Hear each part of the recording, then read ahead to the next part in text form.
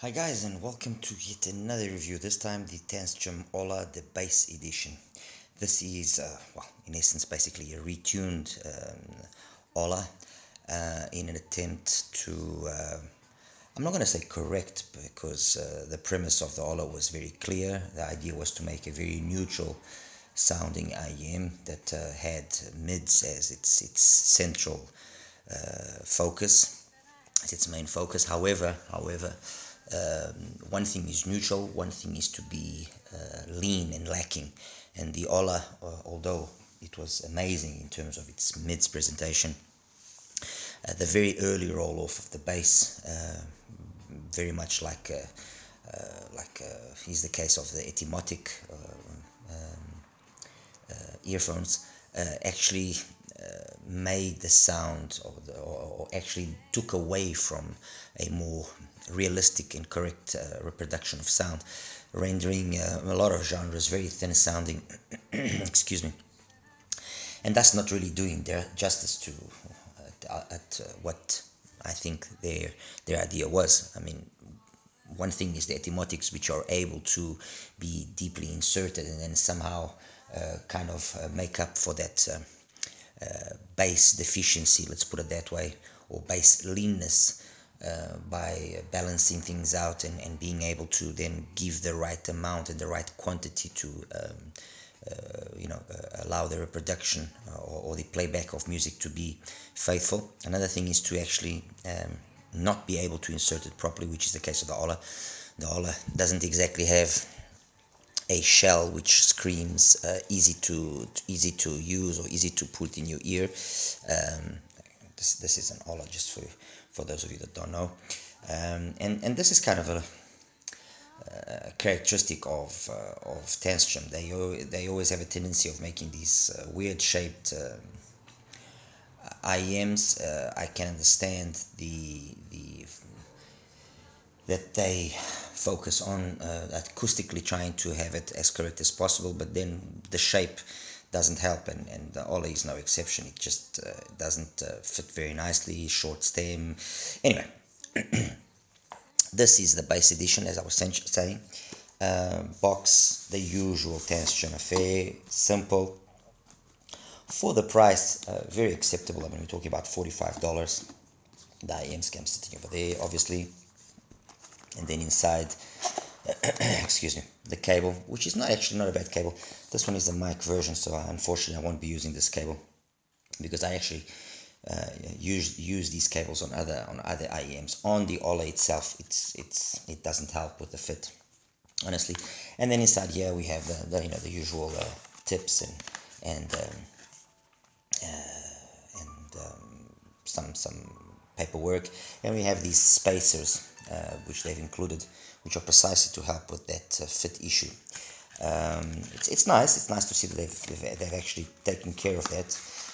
But I think the Ola was the perfect opportunity, in my humble opinion, for TANCHJIM to have perhaps corrected, well, the Ola bass edition perhaps corrected some of the issues of the original Ola. One of the things that I think would have been nice to see would have been the shell in a full black color. I think the faceplate in a full black color would have been cool. It would have differentiated itself from, so make this in full black color. That would have been nice, a nice touch, let's put it that way. And well, and they could have also tried to do something with actually increasing the length, physically increasing the length of the nozzle. But I'm guessing that they wanted to, take advantage of the tooling that was already done for this, and not spend any more money in machining new parts or creating new parts. And that's that. Anyway, like I said, the black color, I think that could have at least have been done. It would have been a nice differentiating factor for the standard Ola, but it is what it is. The driver, from what I can ascertain from the stock Ola, which is what I have in my hand, to the current driver being used, I believe it's the same driver. It doesn't there doesn't seem to be any difference. Here it is. There doesn't seem to be any difference in the driver, so it is what it is. That's it. What more can I say about it? It's they give this graph as the graph for the Ola, which when you look at it, it immediately reminds us of a graph which is very much harmonish kind of styled, and the overall characteristics are the usual, 16 ohm impedance. The dynamic driver is using a DMT4 diaphragm. It's some in-house designation of theirs, and that's that. So in terms of the fit and the isolation and so on and so forth, I'm not going to delve too much into that because it's going to be something which I think is going to affect the majority of people. Yeah, I mean, like I said, I can understand that they already had the tooling done, they already had everything done, but launching the base edition, it could have been a good opportunity for them to have tried to find a way to improve the fit of the Ola. As for the actual sound, as I was saying, they've tried to go the other way. While the original Ola was very much, like I was saying, a lean neutral sounding IEM, which focused very much on a specific type of crowd of people, and well, I'm guessing that the reception wasn't as what was desired, especially at that price bracket that we're talking about, which is roughly $50. You got a ton of IEMs, so it's difficult. It's not an easy market. So being in a competitive price bracket, having a shape which doesn't exactly allow, and then having your tuning on top of that, which is also not very, let's say, inviting to a large crowd of people, will obviously affect your sales. And I'm sure that the Ola was not a very successful sales for TANCHJIM. With the base, they've corrected at least one thing, in my humble opinion, which is the tuning. They have now made a tuning which is more, I'm not going to say mainstream, but more pleasant and more pleasing for a wider range of people. So I'm thinking perhaps now they will at least attract the attention of more people to at least want to try it and listen to it. The other issue that which would have been nice to have been corrected, I'm going to touch up on it again, would have been the fit, and I think that's going to be that's going to be the biggest obstacle right now. It's not going to be the sound, because the sound actually is very, very good.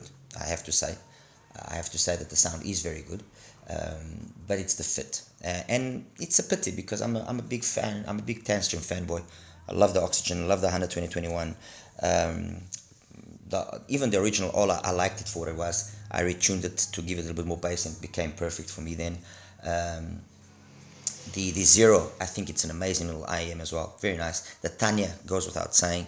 So they know what they're doing. I mean, the Oxygen is what it is for a reason, and the truth is that formula still hasn't been superseded, and they've basically taken that style, that tuning, and that's what the Ola Bass Edition is. The Ola Bass Edition is very much a IEM tuned like a TANCHJIM Oxygen or a 100-2021. More than Oxygen actually, because the Oxygen's got a slightly little less bass than the 100-2021. What does the Ola Bass, let's put it that way, go up against? Well, it goes up against, it's got roughly about $50, $45 to $50. So it's going to go up against a number of IEMs which have got similar style of tuning, and I've actually selected IEMs which have a similar style of tuning and not so much worried about the price, although yes, I have capped it at a certain value, which is roughly $75. We have the Aria, okay, crowd favorite, love it. I think it's an amazing sounding IEM. We have the T3 Plus, very similar sounding in terms of the overall signature. We have the new T2 DLC, again a very similar signature. We have the new the updated HD Sound Heart Mirror Pro Edition. Okay, and we've got something else over here, which I'll just touch up on that at the end of the actual video. All of these, when I graph them, they all are within 1 dB of each other until about 4K. until 4K, from the lowest of the lows until 4K, they all are within each other's, heels and toes. They're all there. It's after 4K that you start seeing the differentiating factors and the way that it's then done after 4K. So when we reach the upper mids presence and how it then handles the rest of the frequency range, that's where we start seeing differences. Of all of these, the darkest with a grain of salt is the T3. Okay, this is the one that's going to sound the warmest, the darkest, while these three are basically the same thing. The aria, the T2 DLC, and the bass, the Ola bass, are very, very similar. It will be very much a song dependent thing that will differentiate them. Okay, and then the HD sound. On the HD sound, I want to start by saying that after my initial review and initial perception of it, contact with it, I was of the opinion, and still maintain that opinion, mind you, I am still of the opinion that the original HD sound was or is a better IEM. Okay, what we have gained in terms of bass performance on the Pro, in my opinion, is not significantly increase the overall performance balance of the heart mirror, and I think that the heart mirror, the original one, is still a better IEM. Okay, having said that, yes, I have got two heart mirrors which I modified the original ones. Okay, I've got this one and I've got this one, which I actually mentioned in my review of when I did that, and of the two, this has got my latest tune, and this IEM is absolutely spectacular, period. This is the best I have heard the HM heart mirror sound. This is the best of it. Now, all of this to say what? I played around with tips, and tips, as you guys know, are a make it or break it for any IEM. And I tried a whole bunch of tips on the Heart Mirror Pro, and the tips that actually yielded the most amazing results were the new TRI Clarion tips. And okay, fine, but still with those tips, it wasn't really wowing me until I decided this afternoon. I was just preparing this review, listening, so on and so forth, and I just said to myself, let me just try bigger sized, the large size Clarion tip on the Heart Mirror Pro, and oh my god, period. It's as simple as that. The medium sized Clarion tip, okay, the medium sized Clarion tip fits beautifully my ears, and it sounds nice, but it doesn't wow me. It doesn't. The large size, it is a bit of a tough fit, because I actually then have to kind of ram it into my ear so that it stays there. But the difference in the way that the above 4K is done with the large tip as opposed to the medium tip on the Pro is so big that, the same way as with the Etymatics, it's either you handle it or you don't handle it, and you like being deep probed by an IEM, or you don't like that. With the HM Heart Mirror Pro, my rec for everybody that has got this is get yourself some Clarion tips. Okay, get those TRI Clarion tips, and if possible, try and use them with the large size.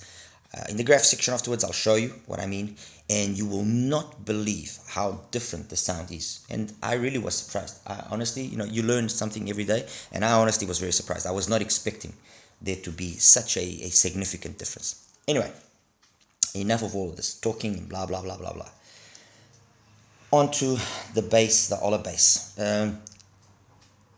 This is simple. This is not a complicated review, because I've already mentioned that this has got basically the same kind of sound that all of these IEMs now have here. Okay, so if I graph all of these 5 and I show you the graph, you're going to say, wow, they look very similar. And that's exactly what it is.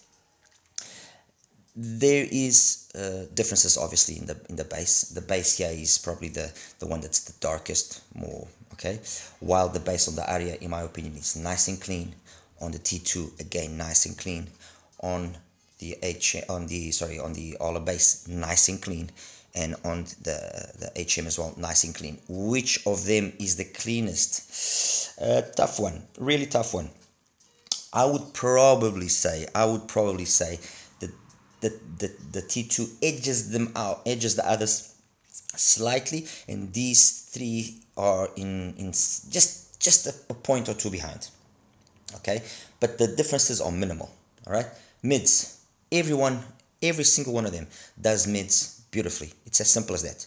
You cannot really complain. They do mids very nicely.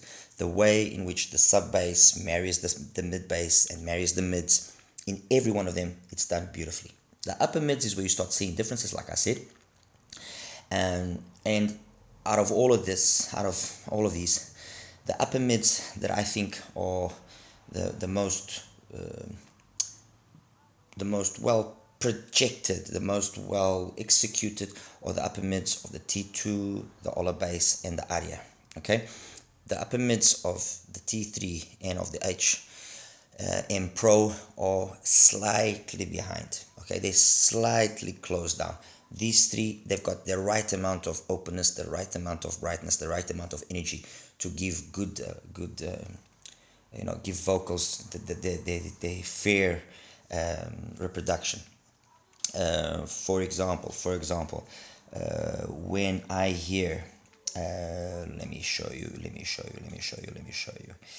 If I, for example, take All Would Envy, okay, from Chris Botti,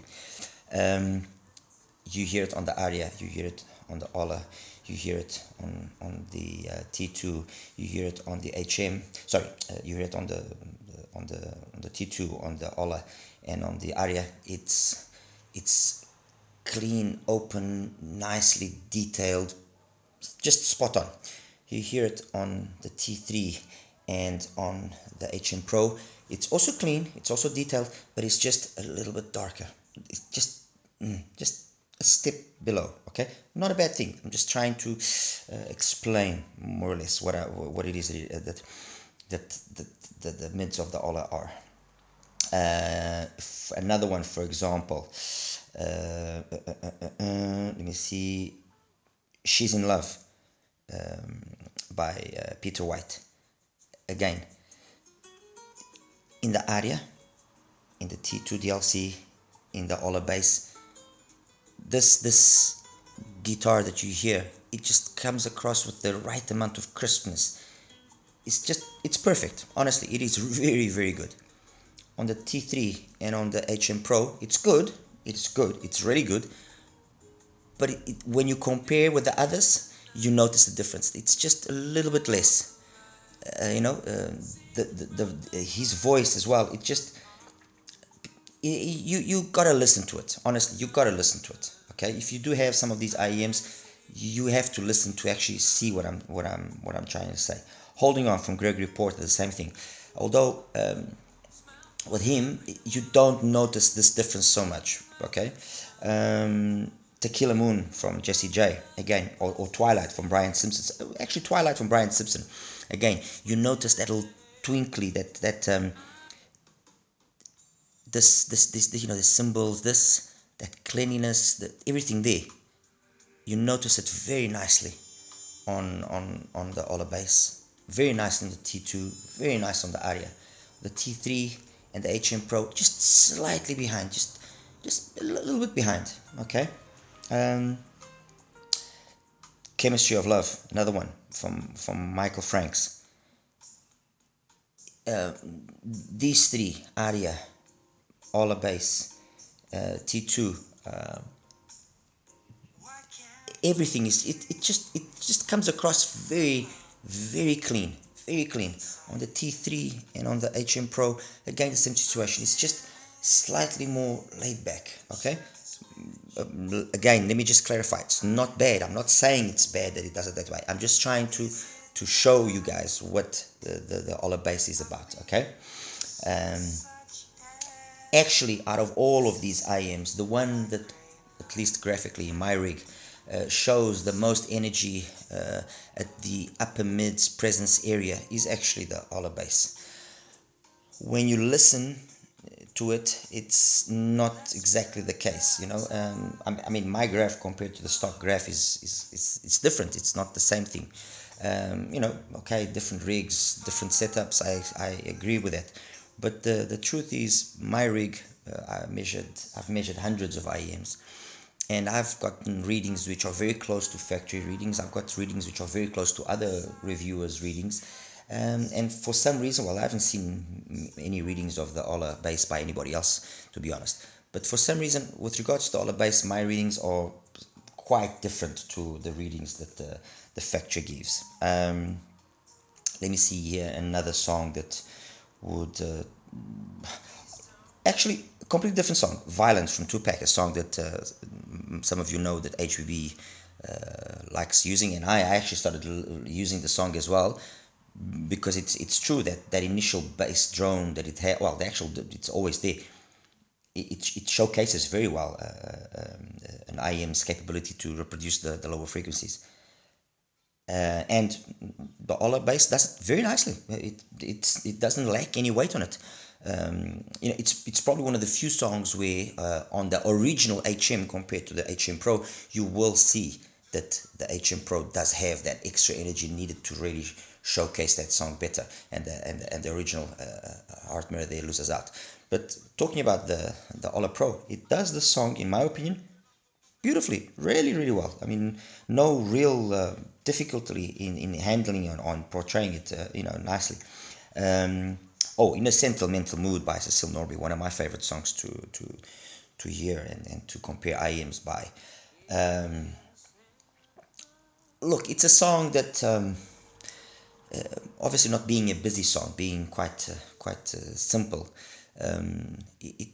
for me at least, it showcases her voice in a perfect manner, and you for me, the perfect IAMs, or the IAMs that I consider to be the perfect for me reproducing this song, are the ones where I listen to them and I feel like she's in front of me. The ones that are capable of doing that are the ones that I say, okay, that's my reference, and now I kind of grade the rest compared to that. You know, how well they are able to reproduce that sensation. And on that basis, if for example, an audio Alita is a 9 out of 10 in doing that, okay, and I know that many of you have not heard it, so it's a kind of a awkward IEM to be using as a basis. But if that IEM, let's say for the sake of argument, it's soft tears RSV. If a soft tears RSV, for the sake of this example that I'm trying to give, is a 9 out of 10 in doing this sensation of having you know, Cecile Norby in front of me singing In a Sentimental Mood, okay. The way I would say all of these IEMs are is that's a 5, that's a 4, that's a 4, that's a 5, that's a 4.5, for example.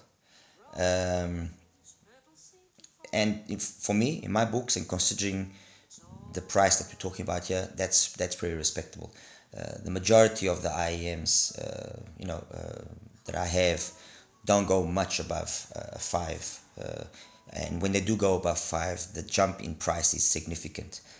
So to be able to have a 5 in my books, especially being a single DD, I think it's pretty respectable. Anyway, with regards to the technical aspects of things, you know, soundstage, imaging, detailed retrieval, macro and micro details, timbre, tonality, how do I rate the Ola?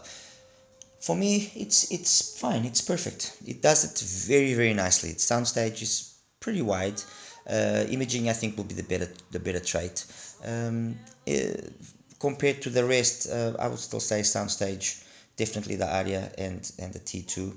Imaging, these two again take it, and this one a close second. In terms of tonality, this one is probably the coldest. Okay, This one's probably got the nicest, warmest, most cozy feeling tonality with the HM close, close to it, or perhaps on neck with the T3, and these two are just behind. I mean, honestly, look, actually the four of them in terms of tonality and timbre are pretty decent. The difference is so minimal. I'm really nitpicking here. Yeah, that's basically it, guys. I mean, I think it covers it very nicely. Do I rec the Ola?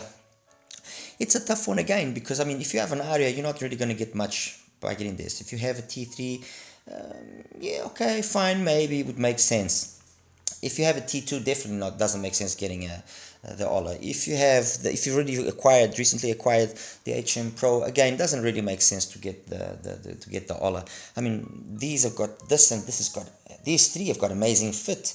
The ones here which are problematic in terms of the fit are the T2 and the Ola, and the T2 compared to the Ola makes it's like the T2 is amazing. The T2 is a glove in comparison to the Ola. The Ola's problem, in my opinion, the Ola's only problem in this version of it is the fit.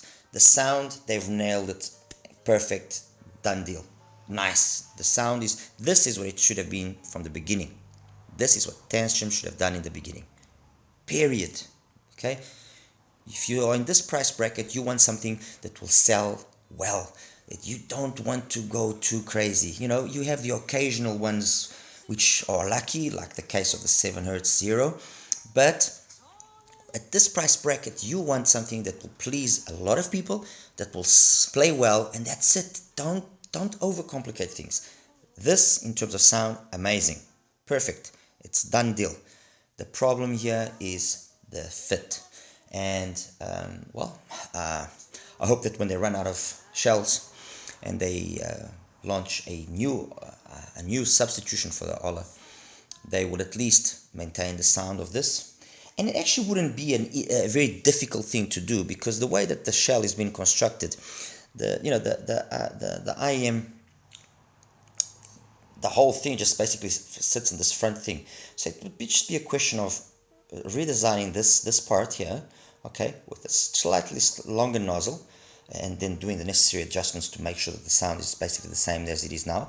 And then the rear housing, create a more traditional rear housing that will fit, easier. I mean, as you can see, this could easily be having a housing like the T3, easy. I mean, I don't know. I admire the innovation that some companies try and do, and I think it's all very nice, but sometimes people just complicate unnecessarily. Hi guys, and welcome to the graph section of my review for the TANCHJIM Ola Base Edition. And as you can see, we start off straight away with the graph of the TANCHJIM Ola the base. Actually, I hadn't selected here just to show you the difference between it and its original graph, but that's just a quick thing here that I'll do and show you. TANCHJIM Ola, there we go. Now just find the stock one, because I've got them. TANCHJIM Ola, there we go. TANCHJIM Ola, there we go.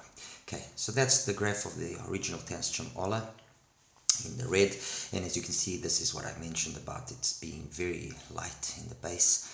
Well, it just in terms of the mids, it was perfect, it was amazing, but this lack of weight, this one thing is to be neutral, one thing is to be thin, and this is thin in my books. Anyway, that's the Ola, the original one. You can take that away. That's the base edition. As you can see, smooth bass into mid bass, transition into the mids, nice and smooth in the pinna gain as well. It's just this area here that's a little bit of an issue, but honestly, when you hear it and we listen to it, you don't really perceive anything. This is with a different tip. The blue line is actually with a TRI Clarion tip, and the green line is with the 07 tips that I used for the review. The KB Air 07, the blue loose eyes. Which do I prefer?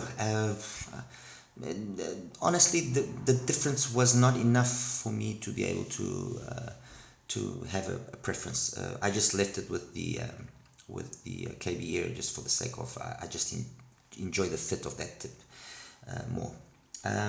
Compared now to some of the IMs that I mentioned in the review, compared to the T2 DLC, and let me just adjust it here so you can see the T2 DLC. As you can see, almost graphs the same until 4K, and then it's past 4K that the differences then appear. It's just got, look, it's minimal. Now this is me really nitpicking, and they trade blows. The T2 ultimately, I think, comes out just slightly more on top in its way that it does some of the technicalities of it, but look, the differences are very minimal, very minimal. The one thing that I will say that the Ola base edition does have is that it needs a little bit of power. Well, this was already the situation with the original Ola and also the situation with the Zero. That driver needs a bit of power to really come alive. So connected to a dongle, or connected to your phone, I don't think you'll really be extracting the best out of it. So you'll definitely need a dongle to get it to shine. Anyway, that's it compared to the T2. This one now is the T3. Let me just align it here, and again you can see quite similar, but it's just a little bit darker sounding because this area here somehow is just, although graphically it doesn't seem like it, but it's just got less energy, so it seems a little bit darker in the way that it's putting its presentation towards for us, compared to the Aria. There we go, and align it. There we go. Aria again, spot on, almost very similar. Again, if I put, like, for example, the T2 DLC, I mean, you can see the T2 DLC, the Aria, and the Ola base, they all are, you know, until 4 they the same. It's just then here that they start changing, and the Ola base is the one that's got the most energy. The Aria apparently the one that has the less energy, but in reality when you hear it, it's not that comes across. Okay. All right. Oops, sorry, took away the Ola. Okay, that's the Ola there. The next one is the HD sound, the HM Pro, with the Clarion large size tips. Let me just align it, and there you go.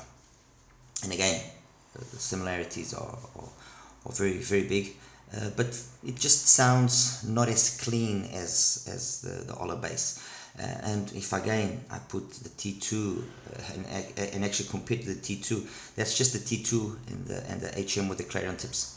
You would say it's the same IEM. You wouldn't even say it's a different IEM, and you listen to them and it's two completely different IEMs. And the T2 is way more opened, way more. It's just got a little bit. It's just got more life to it. It's got more detail to it. It's as simple as that. Going back to the issue of the HM and what I was mentioning about how the different the tips are so detrimental in altering and changing the performance of the driver and of the earphone. I'm just going to show you the following 3 graphs. Okay, this initial graph here is one of my retuned HMs based on the original HM, and compared to the Ola, the Ola, sorry, compared to the Pro, as you can see. Let me just align them so you can see. Compared to the HM the Pro with the Clarion tips. Yes, you do see that it's got a little less space and okay, but the overall signature of my HM, okay, so this line here, it is fantastic. It sounds so good, so clean, so detailed. Basically what I said already in my initial review, what this gives you in terms of a little bit of extra bass doesn't compensate what the other one, what my retuned one is able to provide in the upper end. So if you have an original HM, honestly, I wouldn't spend money in going and buying the Pro, because you're not going to gain anything from it. You can just modify it like I've done, and you will continue to have the goodness of the Ola, the goodness of the HM, sorry, with a little extra bass. Okay. And going back to what I was saying about the tips, this is for you to see how different tips on the same IM can have such a drastic change of performance. Okay,